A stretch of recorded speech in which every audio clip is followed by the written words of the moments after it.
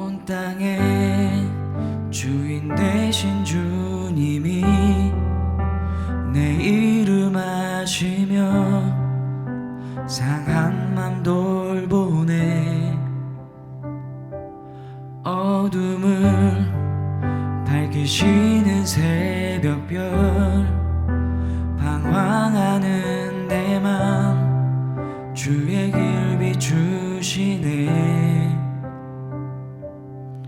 나로 인함이 아닌 주가 행하신 일로 나의 행함이 아닌 오직 주로 인하여 나는 오늘 피었다 지는 이름 없는 꽃과 같네. 바다에 있는 파도 안개와 같지만 주는 나를 붙드시고 부르짖음 들으시며 날 귀하다 하시네. 주님은 나의 죄를 보시고 사랑의 눈으로 날 일으키시네. 바다를 잠잠하게 하시듯 내 영혼의 폭풍 고요케 하시네. 나로 인함이 아닌 주가 행하신 일로 나의 행함이 아닌 오직 주로 인하여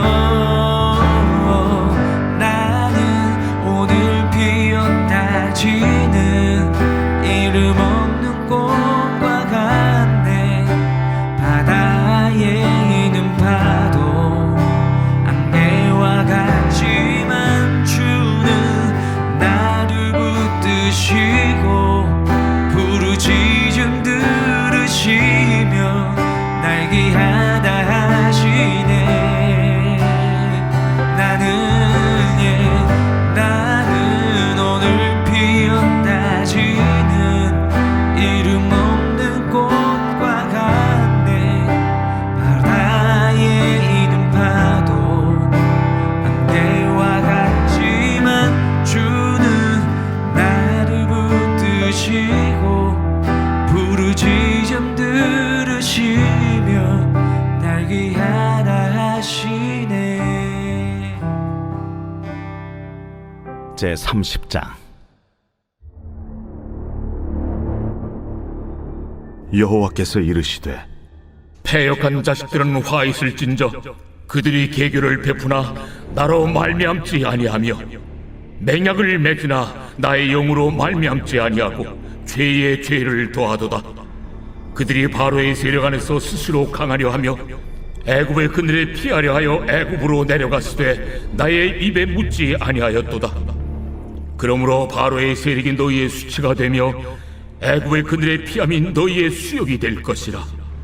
그 고관들이 소안에 있고 그 사신들이 하네스에 이르렀으나 그들이 다 자기를 유익하게 하지 못하는 민족으로 말미암아 수치를 당하리니 그 민족이 돕지도 못하며 유익하게도 못하고 수치가 되게 하며 수욕이 되게 할 뿐임이니라. 네겝 짐승들에 관한 경고라. 사신들이 그들의 재물을 어린 나귀 등에 싣고 그들의 보물을 낙타 안장에 얹고 암사자와 수사자와 독사와 및 날아다니는 불뱀이 나오는 위험하고 공고한 땅을 지나 자기에게 무익한 민족에게로 갔으나 애굽의 도움은 헛되고 무익하니라. 그러므로 내가 애굽을 가만히 앉은 라합이라 일컬었느니라. 이제 가서 백성 앞에서 서판에 기록하며 책에 써서 후세에 영원히 있게 하라. 대저 이는 패역한 백성이요 거짓말하는 자식들이요 여호와의 법을 듣기 싫어하는 자식들이라. 그들이 선견자들에게 이르기를 선견하지 말라. 선지자들에게 이르기를 우리에게 바른 것을 보이지 말라. 우리에게 부드러운 말을 하라. 거짓된 것을 보이라. 너희는 바른 길을 버리며 첩경에서 돌이키라. 이스라엘의 거룩하신 이를 우리 앞에서 떠나시게 하라 하는도다. 이러므로 이스라엘의 거룩하신 이가 이같이 말씀하시되 너희가 이 말을 업신여기고 압박과 허망을 믿어 그것을 의지하니 이 죄악이 너희에게 마치 무너지려고 터진 담이 불쑥 나와 순식간에 무너짐 같게 되리라. 그가 이 나라를 무너뜨리시되 토기장이가 그릇을 깨뜨림같이 아낌이 없이 부수시리니 그 조각 중에서 아궁이에서 불을 붙이거나 물 웅덩이에서 물을 뜰 것도 얻지 못하리라. 주 여호와 이스라엘의 거룩하신 이가 이같이 말씀하시되 너희가 돌이켜 조용히 있어야 구원을 얻을 것이요 잠잠하고 신뢰하여야 힘을 얻을 것이거늘 너희가 원하지 아니하고 이르기를 아니라 우리가 말 타고 도망하리라 하였으므로 너희가 도망할 것이요 또 이르기를 우리가 빠른 짐승을 타리라 하였으므로 너희를 쫓는 자들이 빠르리니 한 사람이 꾸짖은즉 1000사람이 도망하겠고 5이 꾸짖은즉 너희가 다 도망하고 너희 남은 자는 겨우 산꼭대기에 깃대 같겠고 산마루 위에 기치 같으리라 하셨느니라. 그러나 여호와께서 기다리시나니 이는 너희에게 은혜를 베풀려 하심이요 일어나시리니 이는 너희를 긍휼히 여기려 하심이라. 대저 여호와는 정의의 하나님이심이라. 그를 기다리는 자마다 복이 있도다. 시온에 거주하며 예루살렘에 거주하는 백성아, 너는 다시 통곡하지 아니할 것이라. 그가 내 부르짖는 소리로 말미암아 내게 은혜를 베푸시되 그가 들으실 때에 내게 응답하시리라. 주께서 너희에게 환난의 떡과 고생의 물을 주시나 내 스승은 다시 숨기지 아니하시리니 내 눈이 내 스승을 볼 것이며 너희가 오른쪽으로 치우치든지 왼쪽으로 치우치든지 내 뒤에서 말소리가 내 귀에 들려 이르기를 이것이 바른 길이니 너희는 이리로 가라 할 것이며 또 너희가 너희 조각한 우상에 입힌 은과 부어 만든 우상에 올린 금을 더럽게 하여 불결한 물건을 던짐같이 던지며 이르기를 나가라 하리라. 내가 땅에 뿌린 종자에 주께서 비를 주사 땅이 먹을 것을 내며 곡식이 풍성하고 기름지게 하실 것이며 그날에 내 가축이 광활한 목장에서 먹을 것이요 밭가는 소와 어린 나귀도 키와 새스랑으로 까부르고 맛있게 한 먹이를 먹을 것이며 그게 사륙하는 날 망대가 무너질 때에 고산마다 줄령마다 그 위에 개울과 시냇물이 흐를 것이며 여호와께서 자기 백성의 상처를 싸매시며 그들의 맞은 자리를 고치시는 날에는 달빛은 햇빛 같겠고 햇빛은 7배가 되어 7날의 빛과 같으리라. 보라, 여호와의 이름이 원방에서부터 오되 그의 진노가 불붙듯 하며 빽빽한 연기가 일어나듯 하며 그의 입술에는 분노가 찼으며 그의 혀는 맹렬한 불 같으며 그의 호흡은 마치 창일하여 목에까지 미치는 하수 같은즉 그가 멸하는 키로 열방을 까부르며 여러 민족의 입에 미혹하는 재갈을 물리시리니 너희가 거룩한 절기를 지키는 밤에 하듯이 노래할 것이며 피리를 불며 여호와의 산으로 가서 이스라엘의 반석에게로 나아가는 자같이 마음에 즐거워할 것이라. 여호와께서 그의 장엄한 목소리를 듣게 하시며 혁혁한 진노로 그의 팔에 치심을 보이시되 맹렬한 화염과 폭풍과 폭우와 우박으로 하시리니 여호와의 목소리에 앗소리가 낙담할 것이며 주께서는 막대기로 치실 것이라. 여호와께서 예정하신 몽둥이를 아수르 위에 더하실 때마다 소고를 치며 수금을 탈 것이며 그는 전쟁 때에 팔을 들어 그들을 치시리라. 대저 도벳은 이미 세워졌고 또 왕을 위하여 예비된 것이라. 깊고 넓게 하였고 거기에 불과 많은 나무가 있은즉 여호와의 호흡이 유황 개청 같아서 이를 사르시리라. 사랑하는 라이프처치 성도 여러분, 오늘은 이사야서 30장을 통해서 하나님의 음성을 듣고자 합니다. 우리 이사야서 30장을 보면은 이스라엘 백성들이 문제가 생겼을 때 어떻게 행동하는지 볼 수 있어요. 1절과 2절인데 패역한 자식들은 화 있을진저. 왜 이 하나님의 이 화와 분노를 자아냈느냐? 그게 바로 뭐냐면 2절입니다. 애굽의 그늘에 피하려고 애굽으로 내려갔으되 바로의 세력 안에서 스스로 강하려 했다. 즉 하나님 안에서 내가 강해지는 게 아니라 세상의 권력 안에서 내가 강해지기를 추구했기 때문에 그래요. 그래서 애굽으로 내려갔고 나의 입에 묻지 않았다. 우리가 이걸 보면서 우리가 문제가 생겼을 때 우리는 어떻게 행동하는가 한번 생각해 보셔야 돼요. 하나님께 묻고 기도하고 그리고 세상의 방법을 아예 안 쓰는 게 아니라 하나님 제가 어떻게 해야 될까요? 하나님 지혜를 주세요. 라고 기도하는 그 시간이 필요한 거죠. 여러분은 어떠세요? 여러분이 해볼 수 있는 방법들을 다 쓰고 그리고 나서 도저히 안 될 때 하나님을 찾지는 않으세요? 여러분, 하나님의 말씀 안에서 여러분이 강해지기를 선택하는 여러분 되시기를 바랍니다. 결국에는요, 엄청난 대가를 지불하고 나서야 정말 하나님 안에서만 내가 온전해질 수 있구나 이 깨닫게 되는 거예요. 정말 지혜가 뭘까요?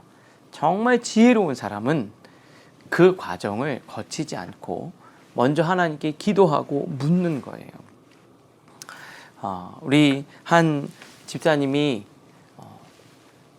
인생의 아주 중요한 선택을 가지고 찾아와서 저랑 대화하면서 기도했어요. 근데 제가 다른 건 모르겠어요. 뭐 제가 뭘 알겠습니까? 뭐 이렇게 해야 되는지 저렇게 해야 되는지 뭐 그 일과 업무에 관해서 해줄 조언은 없었어요. 근데 제 마음속에 이런 생각이 들더라고요. 하나님께 기도하면서 그래도 영적인 리더와 함께 고민하는 저 모습은 하나님이 기뻐하는 모습이다. 기뻐하는 모습이다. 그래서 같이 기도하면서 하나님의 가장 좋은 길로 인도해 주시기를 같이 기도하자고 이렇게 이야기를 나눴습니다. 저도 마찬가지였어요. 저는 어떤가? 어떤 상황 앞에서 하나님 제가 어떻게 해야 됩니까? 나는 저 집사님만큼 하나님 앞에 기도하고 묻고 결정하고 있는가? 저는 여러분들 우리가 하나님 앞에 먼저 하나님의 입의 말을 묻는 여러분 되실 수 있기를 바랍니다. 2절 끝에 나의 입에 묻지 아니하였다. 그러니까 매일 이 묵상하는 이 시간이 얼마나 중요한 시간입니까? 그러면 우리는 그렇잖아요. 내가 기도해도 모르겠습니다. 그렇죠. 하나님이 딱 깔끔하게 꿈에 나타나서 야 이쪽이다 저쪽이다 이거다 저거다 이렇게 콕 집어서 말씀해 주시지 않을 수도 있어요. 그런데 여러분이 그 순간에 성령님께서 여러분을 인도하시고 내가 잘못된 길로 가면 그 길을 막아서라도 돌려주시는 거예요. 근데 내가 기도하고 묻지 않으면 내 영이 다 죽어버리는 거죠. 센서가 다 꺼져버리는 거예요. 센서가 꺼져버리면 어떡합니까? 위험해도 위험한지 모르고 잘못돼도 잘못됐는지 모르는 거예요. 그러니까 여러분 매일 기도하는 이 시간 느낌이 없어도 하나님이 여러분의 이 시간을 통해 지키고 계심을 믿는 거예요. 느낌이 아니라 믿음으로 이 시간을 사수하는 여러분 되시기를 바랍니다. 이어서 두 번째 보니까 18절인데요. 여호와께서 기다리신다. 정말 제가 이 두 번째 포인트가 목을 길게 빼요. 하나님 목이 빠져라 우리를 기다리시는 거예요. 돌아오기를 기다리시는 거예요. 이스라엘 백성도 정말 그쯤 되면은 버릴 수도 있잖아요. 하나님은 버리지 않고 매는 들지언정 돌아오기를 기다리는 거예요. 여러분 하나님이 여러분들 돌아오기를 기다리고 계세요. 믿음의 자리, 은혜의 자리로. 여러분 그 하나님의 기다림을 보면서 신실하신 은혜를 생각하면서 오늘도 하나님 앞에 믿음의 자리로 돌아가실 수 있기를 주님의 이름으로 축복합니다. 하나님은 기다리시나니 너희에게 은혜를 베풀려 하시며 일어나시리니 이는 너희를 긍휼히 여기심이라. 그를 기다리는 자마다 복이 있도다. 우리 하나님을 만나고 여러분을 도와주시기 위해서 일어나시는 하나님, 은혜를 베푸시는 하나님. 하나님은 정말 나를 고통 주시려고 하는가? 그게 아니라 돌아와서 참된 복 안에 머물기를 원하시는 거죠. 여러분 매일 말씀 묵상하는 이 시간이 얼마나 소중한지. 이 시간을 여러분 지키면 이 시간이 여러분 지켜주실 거예요. 우리가 몇 주 전에 귀신 들린 두 사람에 관한 이야기를 하지 않았습니까? 그때 제가 이렇게 얘기했어요. 내가 뭘 붙들고 있는 것 같은데 조금 지나면 영적으로 그게 나를 붙들고 있다는 거죠. 여러분이 세상을 붙들면 여러분이 쥐고 있는 것 같은데 세상이 어느 순간 여러분을 쥐고 끌고 다니게 돼 있어요.